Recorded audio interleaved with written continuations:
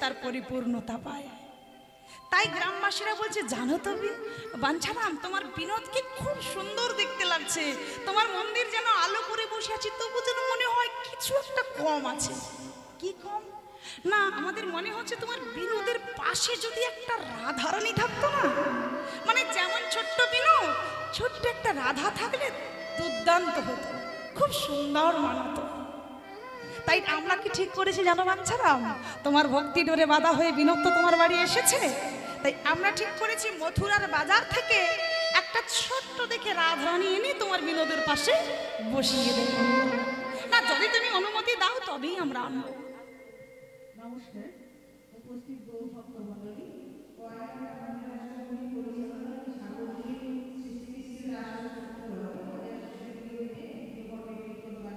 পরিবেশন করছে শ্রীমতী দীপালি জানা মহাশয়া।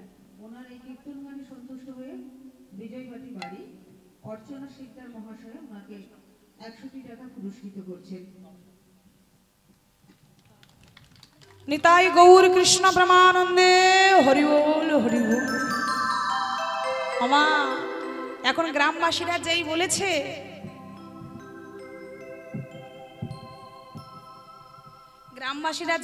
তুমি যদি অনুমতি দাও, মথুরার বাজার থেকে একটা ছোট্ট রাধারানী এনে তোমার বিনোদের পাশে দিয়ে দেব, বলো তুমি কি নেবে?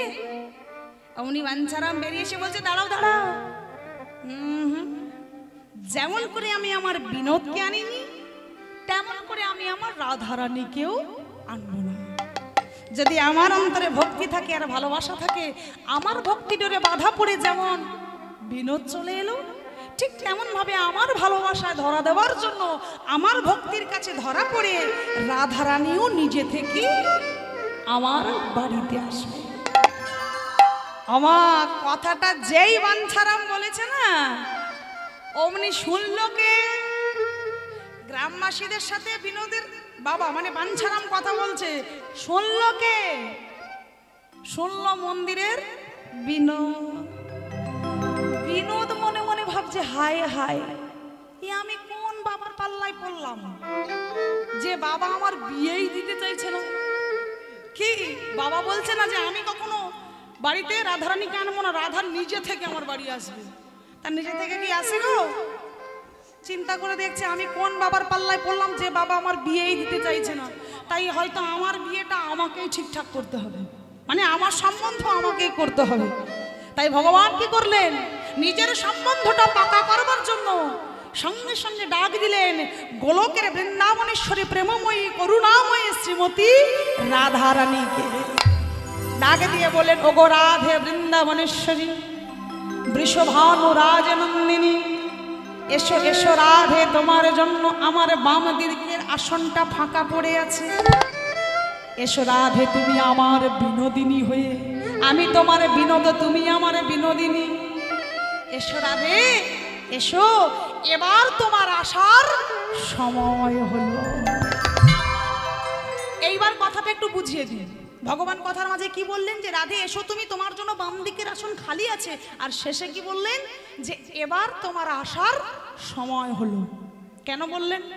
এবার একটু কথাটা মনে করিয়ে দিই, যে যখন ভগবান শ্রীকৃষ্ণ এই দাপর যুগ থেকে রাধারানীকে বিদায় দিয়েছিলেন, দেখুন ওই প্রভাসের তীরে যখন ভগবান শ্রীকৃষ্ণের সব থেকে অন্তিম লীলা মানে শেষ লীলা ছিল প্রভাস যজ্ঞ, যেটা আমরা দানব্রত যজ্ঞ বলি। এই লীলার পর ভগবান আর কোনো লীলা করেননি। তার কয়েকদিন পরেই তিনি জরাব্যাধির তীরে দেহত্যাগ করেছিলেন। তাহলে একমাত্র এই প্রভাসের তীরে রাধারানী এসেছিলেন। আর প্রভাসের তীরে এসে, যেটা আমরা প্রভাস যজ্ঞ বলি, ওই প্রভাস যজ্ঞের সময় এসে রাধারানী কৃষ্ণের চরণে প্রণাম করে পুষ্পক রথে চড়ে গোলকে চলে গিয়েছিলেন। কিন্তু ভগবান যায়নি। ভগবান জরাব্যাধের তীরে দেহত্যাগ করে মানে মারা গিয়েছিলেন। আর এটাই ছিল রাধারানীর মনে কষ্ট। তিনি তার বধূকে ডেকে বলেছিল, বধূ, জন্ম নিলাম ধরায় দুজনে একসাথে, তুমিও জন্ম নিয়েছো আমিও নিয়েছি, কিন্তু তুমি যে মারা গেলে, এই যে মৃত্যু যন্ত্রণা যেটা তুমি পেলে সেটা তো আমি পাইনি। রাধারানী তো সশরীরে গোলকে চলে গিয়েছিলেন পুষ্পক রথে চড়ে, তাই মৃত্যু যন্ত্রণাটা রাধারানী পাইনি। আমি তোমাকে হারিয়েছি। কৃষ্ণ শোকে 100 বছর আমি কেঁদেছি, কৃষ্ণ হারাবার যন্ত্রণা পেয়েছি, কিন্তু আমি মৃত্যু যন্ত্রণাটা কেমন সেটা আমি আজও বুঝিনি। বলো না বধূ, পারবো না কি আমি মৃত্যু যন্ত্রণা কেমন বুঝতে? ভগবান বলেছিল, রাধে সময় যখন হবে আমি তোমাকে ঠিক ধরায় ডেকে নেব, তখন তুমি নতুন করে জন্ম নিও, আর তখন তুমি মৃত্যু যন্ত্রণা উপভোগ করো। তাই এইবারে তো রাধারানী আসার সময় হলো, তাই তো ভগবান বললেন, রাধে এবার তুমি এসো। আমার রাধে বলে ডেকে নিলেন, আর বললেন কি, ও রাধে যাও তুমি গিয়ে জন্ম নাও জমিদার বনমালী রায় বাহাদুরের ঘরে। জমিদারের ঘরের মেয়ে হও। তোমার বাবার নাম হবে জমিদার বনমালী রায় বাহাদুর, মায়ের নাম হবে মহামায়া দেবী। আর তাদের কোল আলো করে এলো একটি ছোট্ট ফুটফুটে সন্তান, কন্যা সন্তান, মানে মেয়ে হয়েছে জমিদারের। ভগবান যা শিখিয়ে দিয়েছে সেই মতো আমার রাধারানীর জন্মের পর শুধু কান্নাই করে যাচ্ছে, মানে কেঁদে যাচ্ছে।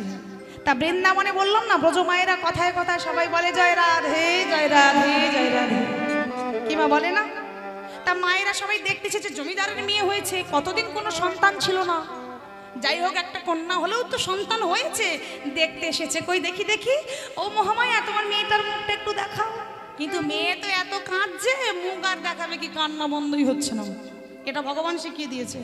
তাই রাধারানী কেঁদেই যাচ্ছে, আর অমনি মায়েরা কোলে নিয়ে আহা কাঁদে না জয় রাধে জয় রাধে রাধে রাধে, আর যেই বলছে রাধে রাধে অমনি মেয়েটা কান্না বন্ধ করে দিচ্ছে। আবার যে রাধে নাম বন্ধ করে অন্য কথা বলে মেয়েটা আবার কাঁদে, মায়েরা আবার বলে রাধে রাধে রাধে রাধে, আর রাধে নাম শুনলে কান্না বন্ধ হয়ে যায়।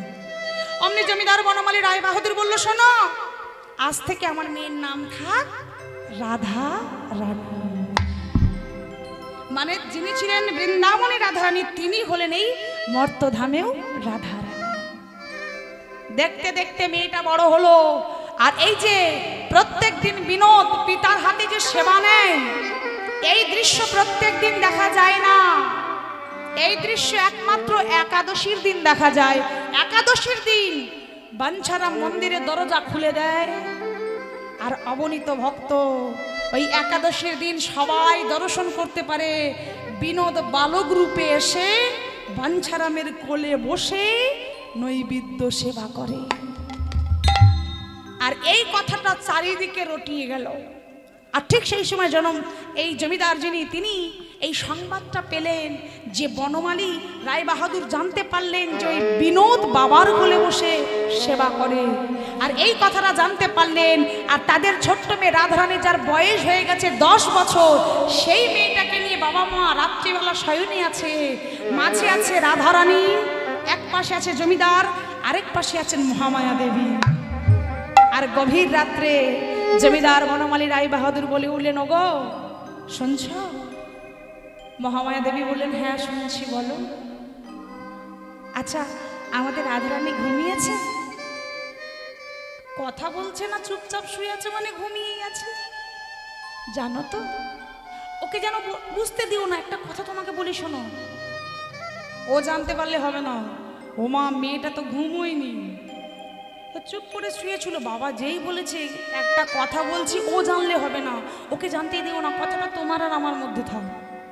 মেয়েটা মনে মনে চিন্তা করছে, কি এমন কথা যেটা আমাকে বাদ দিয়ে বলবে, আমি শুনবো। মেয়েটা চুপ করে আছে, চোখ বন্ধ করে। জমিদার তো আর জানে না।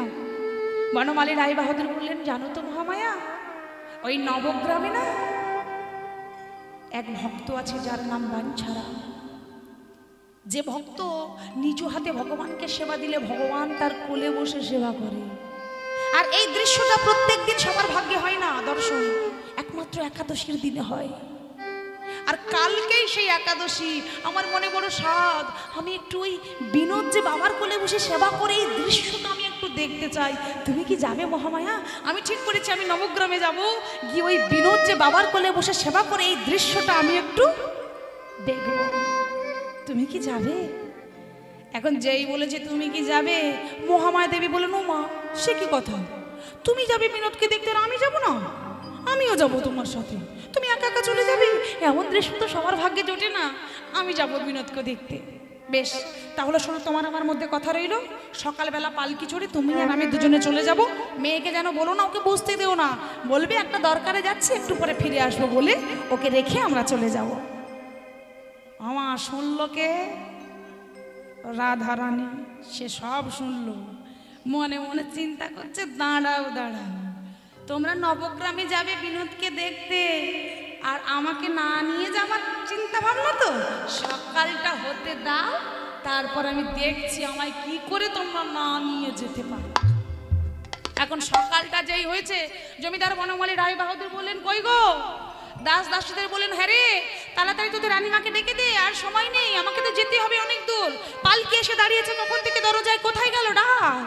অমনি মহামায়া দেবী তাড়াতাড়ি করে তৈরি হতে হতে আসতে বলছে, আরে এই তো আমি তৈরি হয়ে গেছি, কোথায় পালকি কোথায়, চলো চলো, আর দেরি করো না। এখন এই বলে যেই নে এগিয়ে যাচ্ছে, ঠিক সেই সময় শাড়ির আঁচলটা ধরে মেয়েটা দাঁড়িয়ে আছে। আরে কি হলো? ছেড়ে দে।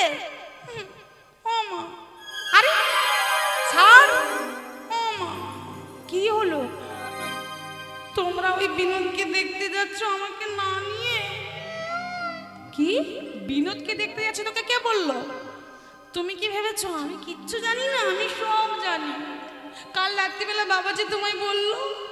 কি সর্বনাশ, তুই সব শুনেছিস? হ্যাঁ শুনেছি তো, বাবা তোমাকে বললো একাদশীর দিনেই নাকি বিনোদকে দেখা যায়, তাই তো বাবা যাচ্ছে আর তুমিও যাচ্ছ। মা, আমাকেও নিয়ে চলো না মা, আমিও বিনোদকে দেখবো।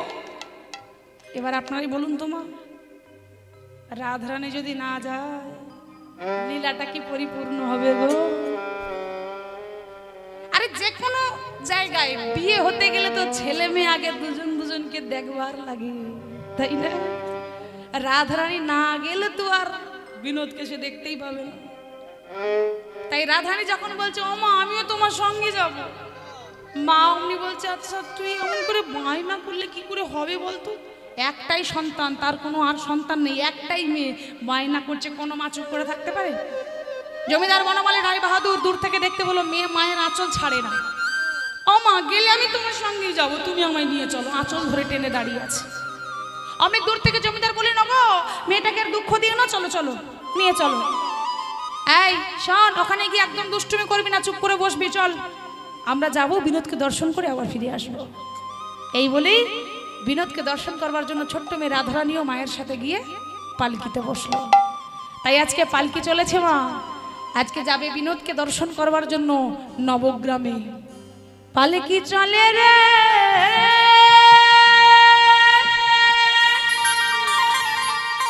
পালকি চলে রে,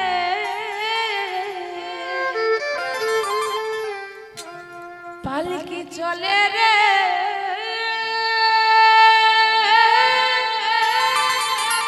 পালকি চলে রে। হো না রে হো না, হো না রে হো না, উলুধ্বনি, হো না রে হো না, ও মা উলুধ্বনি দে সবাই। হো না রে হো না, হো না রে হো না, হো না রে হো না, হো না রে হো না। চলে রে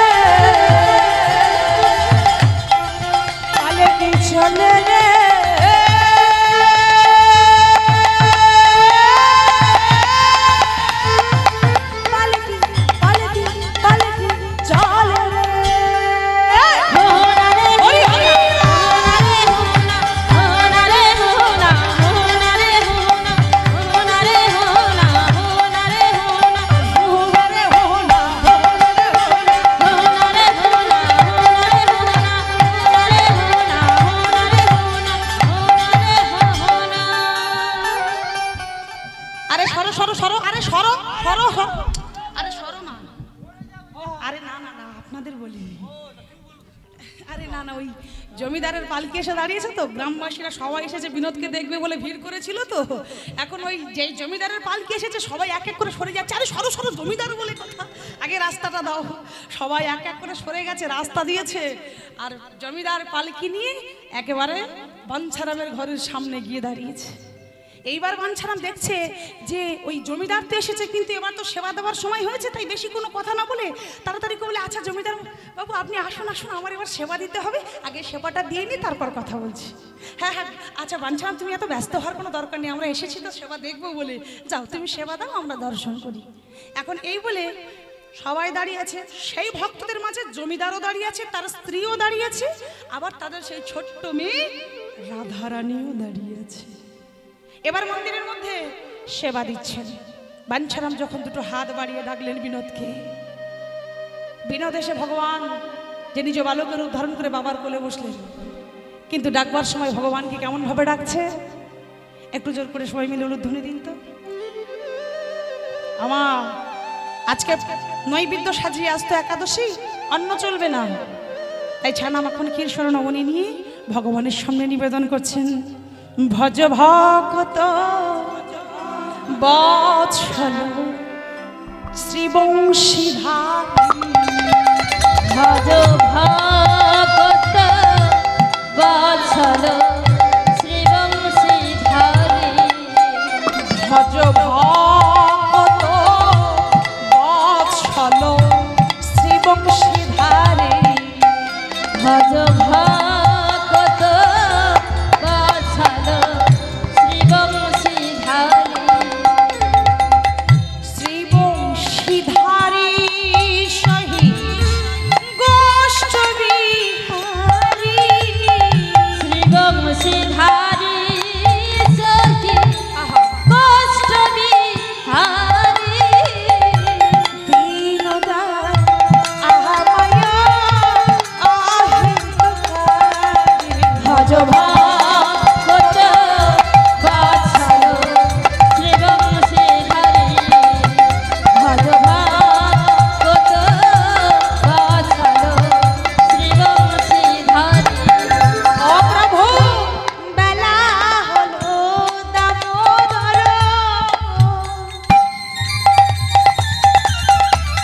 আইসো এখনো, বেলা হলো দামোদর,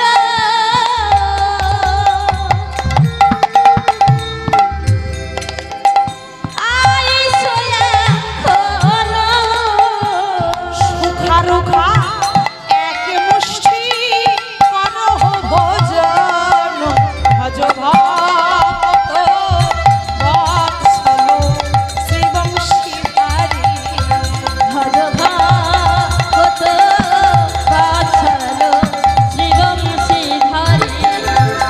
আমি না জানি হে পরিপাটি, দয়াময় না আছে আমার ভক্তি, না আছে আমার শক্তি, না জানি হে রম্ভ, না জানি হে পরিপাটি, না জানি হে রম্ভ, ও মন্দিরে আসি করহ ভোজন, ভজ ভক্ত বৎসল শ্রীবংশীধারী, ভজ ভক্ত বৎসল শ্রীবংশীধারী। আমার অবনীত ভক্ত সবাই দর্শন করলো, বিনোদ এসে বাবার কোলে বসলেন, বাবা সেবা দিলেন। যেই সেবা হয়ে গেল মন্দিরের দরজাটা বন্ধ করে দিলেন। এখন সেবা হয়ে গেছে, ভক্তরা একে একে সবাই চলে গেছে, দর্শন হয়েছে, বিনোদকে দেখেছে, দূর থেকে হলেও তো দেখেছে, কিন্তু জমিদার এসেছে, এখনো জমিদারের সঙ্গে তো কথা হয়নি। বনমালী রায় বাহাদুর অপেক্ষা করছে কখন বাঞ্ছারাম বাইরে বেরোবে, কথা বলে তারপর যাবে। ভক্তরা সবাই চলে গেছে, তিনজন দাঁড়িয়ে আছে। এবার কিছুক্ষণ পর মন্দিরের দরজাটা খুললেন বাঞ্ছারাম, সেবা হয়ে গেছে, এবার বাইরে এসে বলছি, আরে আরে আমার কি সৌভাগ্য, জমিদার বাবু আপনি আমার বাড়ি এসেছেন, এই গরিবের বাড়িতে আপনাকে কোথায় যে বসতে দিই। কিন্তু বনমালী রায় বাহাদুর বলেন, আহা বাঞ্ছারাম তুমি এত ব্যস্ত হও না, তুমি একজন ভক্ত মানুষ, তোমার বাড়িতে আসতে পেরে আমি নিজেকে ধন্য মনে করেছি। আজ যদি তোমার বাড়িতে না আসতাম বিনোদকে হয়তো আমি দেখতে পেতাম না। আচ্ছা বেশ বেশ, অনেক গল্প হবে, আগে আসুন একটু বসুন, এই গরিবের বাড়িতে একটু চরণ ধুলা দিন, ভালো করে জায়গাটা লক্ষ্য করুন। এই হলো মন্দিরের দরজা, মন্দিরের বারান্দায় বসতে দিলেন, ঠিক কেমন জানো, এই দরজা আর ঠিক দরজার পাশে বারান্দায় দুটো আসন পেতে দিলেন। দুটো কেন, ছিল তো তিনজন, তিনটা দিতে পারতো না, দুটো দিয়েছে। বাবা মা বসেছে, বাচ্চা বলে ওর আর কোনো ভ্যালু নেই, তাই রাধারানী কি করলো, মায়ের কোলে গিয়ে বসেছে। ঠিক দেখুন মন্দিরের এই দরজা, দরজার এ পাশে মা বসলেন, বাবা বসলেন, আর মায়ের কোলে আছে সেই ছোট্ট মেয়ে রাধারানী, ঠিক একেবারে দরজার পাশে বসে আছে। এইবারে জমিদার বনমালী রায় বাহাদুর বলছে, বাঞ্ছারাম তোমার কাছ থেকে আজকে আমরা একটু গল্প শুনবো। কি গল্প? এই যে তুমি বিনোদকে পেলে কি করে, এই বৃন্দাবনে এত ভক্ত থাকতে বিনোদ তোমার বাড়িতে এলো আর তোমার হাতেই সেবা নিচ্ছে, এটা তো একটু জানার বড় আগ্রহ, খুব ইচ্ছে আমার, অত দূর থেকে আমি এসেছি তোমার বাড়িতে, একটু গল্পটা মানে ঘটনাটা না জেনে গেলে হবে, শুধু বিনোদকে দেখলে হবে, কেমন হবে তাকে ভালোবাসলে, কেমন তোমার ভক্তি, যে তোমার ভক্তি ডোরে বাধা হয়ে ভগবান তোমার বাড়ি এসে তোমারই হাতে সেবা করে, এইটা যদি একটু বলো না, শুনলে আমাদের মনটা জুড়িয়ে যাবে, একটু বলো না বাঞ্ছারাম। ভালো করে জায়গাটা বুঝবেন, কথাটা যেই বলেছে বাঞ্ছারাম এবার গল্পটা বলতে শুরু করলেন, যে কি করে বিনোদকে পেয়েছে এই কথাটা বলতে শুরু করলেন। আর ঠিক সেই সময় মহামায়া দেবী এবং জমিদার বনমালী রায় বাহাদুর দুজনেই বাঞ্ছারামের দিকে মগ্ন হয়ে গল্প শুনছে, কিন্তু কোলে যে বসে আসে সেই ছোট্ট মেয়ে রাধারানী।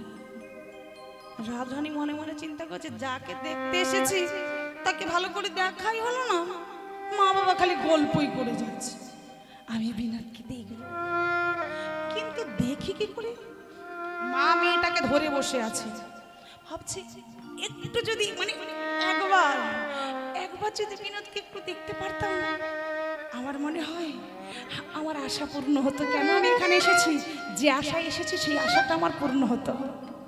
এত ভক্তের ভিড়ে